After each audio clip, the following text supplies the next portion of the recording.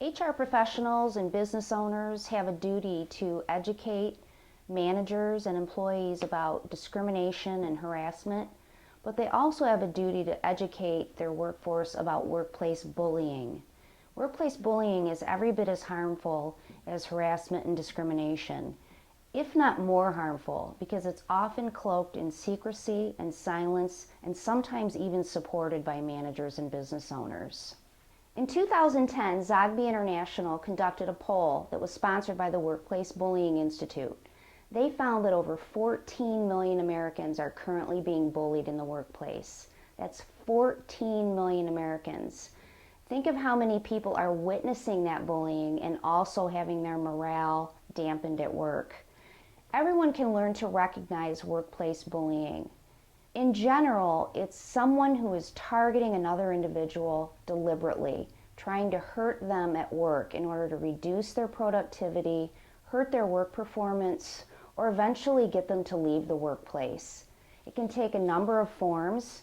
Some of the most common forms of bullying are slander, gossiping, menial work assignments from managers, leaving out information that the person needs in order to do their job correctly, and then they suffer consequences because of that.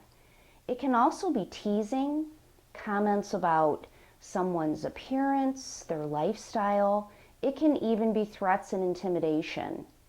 It's important to remember that bullies don't have to physically attack someone to be a bully. Like we think about bullies from when we were a kid on the playground and the bully shoved you down. Really what bullies are doing are these more verbal and coercive behaviors. Bullying has measurable consequences in an organization. There are actual tools that you can apply to measure the cost of conflict. But why bother? You know it's harmful.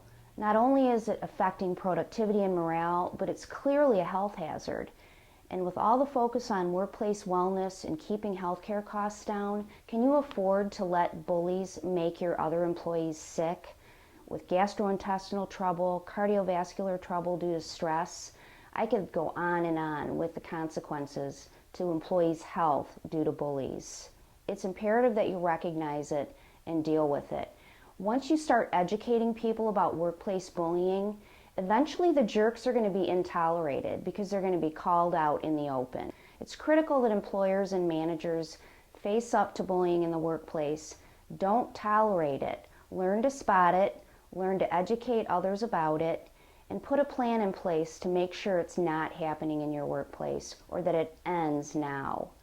I'm your HR advocate, and I want your organization to do well by doing it right.